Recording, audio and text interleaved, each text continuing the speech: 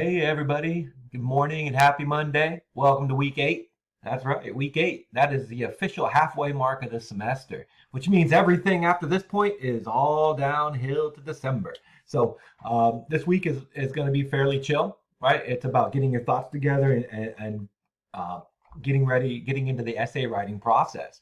So I've broken this process down a little bit so that we'll have the ability to really just kind of savor your way through this essay writing process, little pieces, and build your ideas as we go along. So let me talk to you about what's open right now, and I'll give you a preview of what's happening in the next week or so.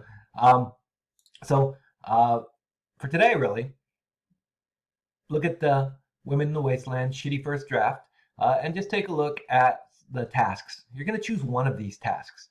There's 4 here. You choose one of them. They all have to do with the end of Deep Blue Sea or speech sounds. The first 2 ask you to really just kind of do a deep dive on one of the characters inside that particular story, or the roles right in that story. So my main question here is, to what degree does the story challenge or reinforce traditional gender roles and expectations? The reflection that you turned in last night is designed to make you think about those first 2 topics, right? And so it puts you in that kind of state of mind. Choose the one that speaks the most to you and explore, okay? The third bullet is a compare and contrast essay, right? Level of difficulty on this one's a little bit higher. So if you're looking for a strong challenge, or you just really want to talk about both of the stories, this is an opportunity for you to do that. And with this one, I want us to think about, use the analysis to reveal similarities or differences of how Black and white women experience American culture, right? And so use this as an opportunity to kind of explore that in a little bit more depth. Or the fourth bullet is really about anything you want to write about. So if you're just not feeling any of the first 3 bullet points, and there's something you really want to write about and you want to get into, contact me. Let me know. Pitch me your proposal, and if I think it's ready to go, I'll greenlight you.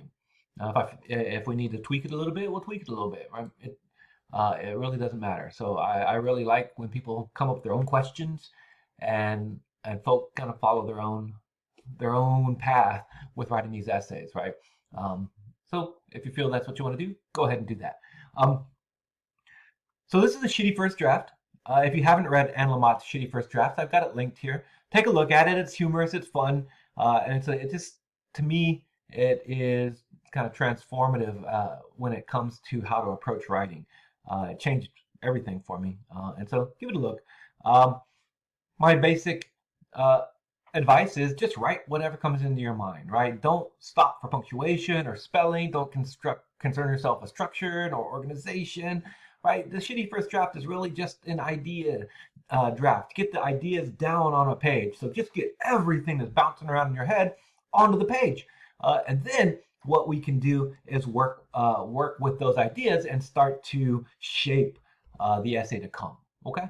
But first things first is get those ideas out there. And then write like no one's reading, because no one is. I'm not even going to read these. I'm going to give you points based on the word counts. So if you hit a word count, you can get the points. The shitty first draft is your space of exploration, and I'm going to respect those boundaries for you, and we'll build on those boundaries a little bit as we go through this unit, okay? So that's where that one's at. Coming up as well is we're going to have an infographic instead of an outline. So the powerful passage posters worked out so well, I wanted to think of another way that we could bring that creative visual component to the writing process. And as I was reading the essays, it really occurred to me that the essays that were the strongest were the ones that obviously had a plan, right? They had thought about the organization and had thought about kind of how to present the argument on the page. And the essays that struggled, you could tell that they didn't, right? And so outlines and pre-writing and pre-thinking are super important, but nobody likes to do it. So what I've decided to do is provide you the opportunity to kind of use an infographic, like the powerful passage poster, to map out your essay, right? Think of it almost like a treasure map, like the stops that you're going to make along the way. as you get in your essay. Right? What's the first paragraph going to do? Second, third, and fourth. Okay.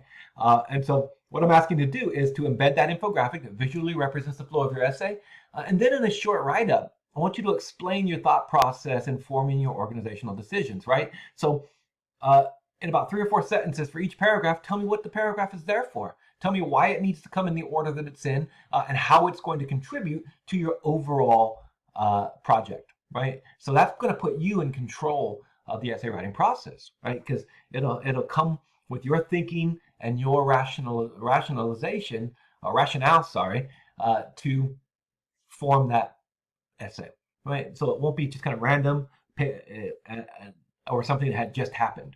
You'll put a lot of thought into it, and it'll pay off down the line. Okay, I put it everybody in these kind of small groups. There's only 4 groups, so there's about 6 to 8 people in each group.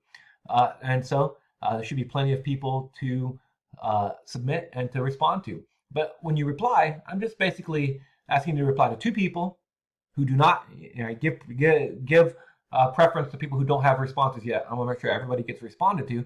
But, by Sunday, right, the 18th, so by the end of the week, right, so we've got a lot of time to kind of put this together. Make sure that everybody gets feedback. Explain which aspects of the plan you agree with and why. Maybe you have some quotes that you think would help that writer. Share those. Maybe you point out moments of complication. And this is going to be key for our upcoming essay. These moments of complication are places where a skeptical reader might disagree with you. Like, for example, if somebody wanted to say that speech sounds reinforces traditional or challenges traditional gender roles, right? The complication in that might be, well, look, Rye goes with Obsidian for protection, right? And she ends up trading sex for protection, right? From this man. And so that's a little bit of a complication if you're going to argue that she's challenging gender roles. But that can be resolved, right? We can look at how on the surface it looks like it's reinforcing those gender roles, but as you start to peel it back, you can see that she is really challenging the gender roles, right? Because she already has the gun; she's protected. She wants the intimacy, so it's as much for her selfishness as it is for anything else, right? And so these are some ways that you can resolve those. And so in 1A we kind of call them opposing arguments. In 2B we call them complications. And everybody's paper is going to address at least one complication in their argument, and they're going to resolve it logically. So use this as an opportunity to point out where those are. Let's not run away from complications, because as you address complications and resolve them, your argument becomes stronger. Just like opposing arguments strengthen your 1A essays, addressing these complications strengthens your 2B essays, right? Or you could ask leading questions as well. So a couple things that we can do, okay? And then we have a rough draft is going to be due on Tuesday next week, October 20th, and you will be assigned 3 peer reviews. And I'll check in with you on this one again at a later date, right? So I'll go more in depth on the requirements here when we get to that point. But I've opened it for anyone who gets ahead or wants to kind of get ahead of the game. Okay. As always, come see me during office hours if you have any questions, and I look forward to seeing you soon. Bye.